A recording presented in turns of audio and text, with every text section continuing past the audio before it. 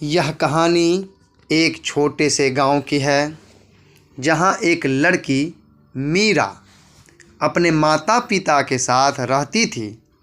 मीरा बहुत प्यारी और चुलबुली थी और हर किसी को हंसी खुशी से भर देती थी, लेकिन उसकी आँखों में एक छुपा हुआ दर्द था। एक गहरी सर्द रात में उसकी यादें खो गई थी। मीरा का एक दोस्त था, अर्जुन। दोनों साथ में बड़े हुए थे, खेलते कूदते एक दूसरे के सबसे अच्छे साथी थे। अर्जुन हमेशा मीरा को हंसी मजाक और प्यार से दिलासा देता, लेकिन कुछ महीनों से वह भी अचानक गायब हो गया था। मीरा ने उसे हर जगह ढूंढा, लेकिन उसका कोई सुराग नहीं मिला। एक दिन मीरा को एक पुरानी डायरी मिली जो अर्जुन ने उसकी पिछली छुट्टियों में दी थी। डायरी में बहुत सारी बातें लिखी थी।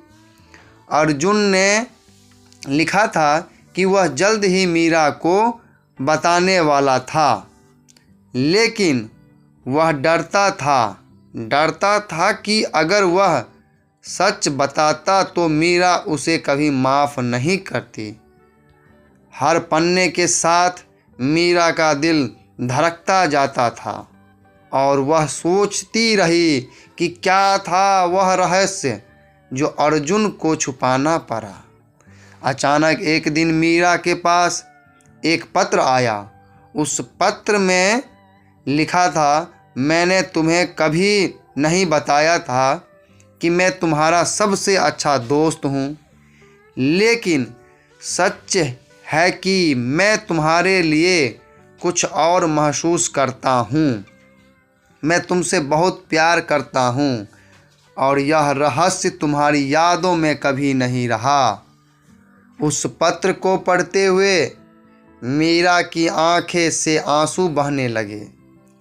उसे समझ में नहीं आ रहा था कि अर्जुन ने इतना बड़ा राज छुपाया क्यों। क्या वह भी उसे पसंद करता था या फिर उसे कभी बताने का मौका ही नहीं मिला। लेकिन कहानी का एक और मोड़ था। अर्जुन की एक पुरानी फोटो में मीरा के बगल में एक अजनबी लड़की खड़ी थी।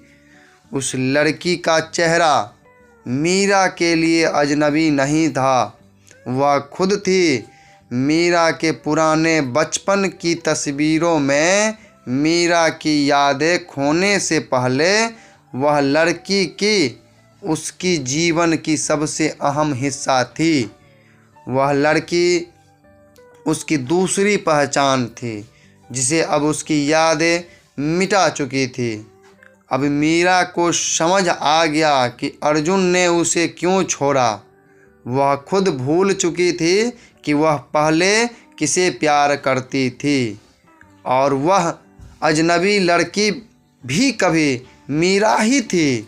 लेकिन जब मीरा ने अर्जुन के बारे में पूरी सच्चाई जान ली तो वह अंततः उस खोई हुई यादों को वापस पाने का रास्ता ढूंढने लगी।